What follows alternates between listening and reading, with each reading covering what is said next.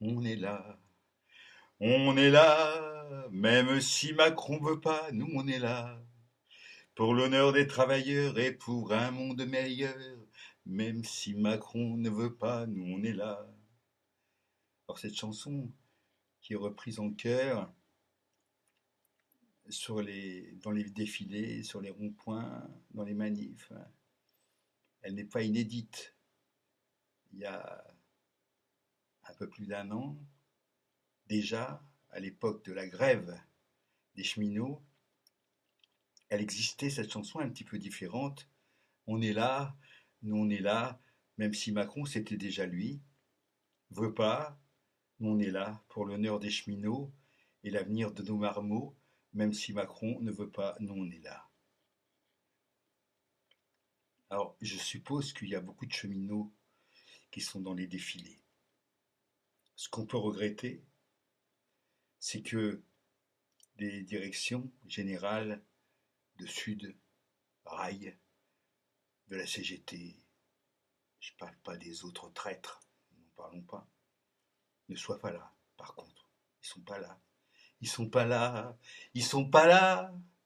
Et pourtant, ça ferait chier Macron qu'il soit là. Mais oui, mais non, ils sont pas là. Hein. Alors voilà, on en est là.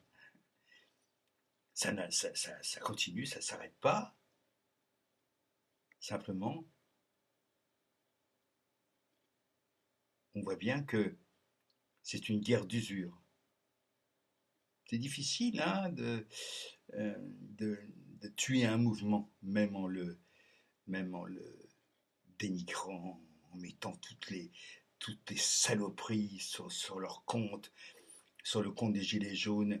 Et voilà, ça continue et c'est très bien comme ça. C'est très bien comme ça. Je voudrais dire simplement un truc. Je crois on peut continuer à insulter, injurier le gouvernement, il le mérite, mais euh, il faut trouver des moyens d'action vraiment efficaces pour le faire tomber. Et je continue vraiment à penser que ces gens-là, n'étant guidés que par le fric, eh bien, c'est par le fric qu'il faut le faire tomber.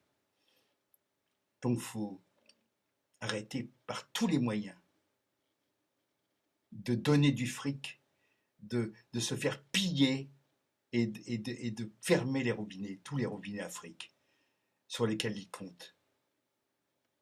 On sait que ils en ont plein, hein. Il y a ce qu'il faut, hein. Ils ont ce qu'il faut.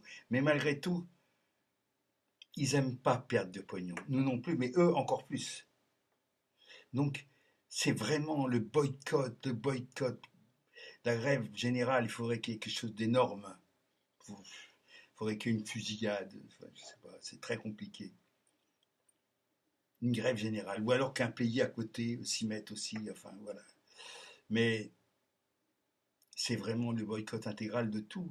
Mais même les plus petites, ne, arrêter quoi, de consommer, de filer de la thune, sortir l'oseille si on en a, dès qu'on a touché la paye ou la pension, enfin, euh, de façon à ce que les banques se retrouvent sans pognon à faire tourner. Parce qu'en réalité, vous savez très bien que quand vous touchez votre paye, elle n'est pas versée immédiatement sur votre compte. Elle, il y a 2, 3 jours, 4 jours. Pendant ce temps-là, ce fric qui est à la banque, il travaille, comme on dit.